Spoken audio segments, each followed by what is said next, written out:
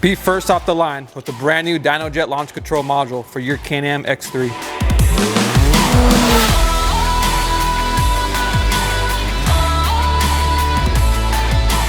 Hey guys, it's Trevor of Dynojet.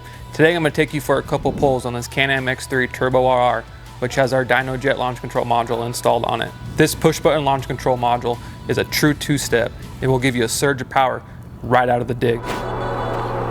All right, we're out here in the desert now at our test site, and I'm going to show you guys a couple launches on this Can-Am X3.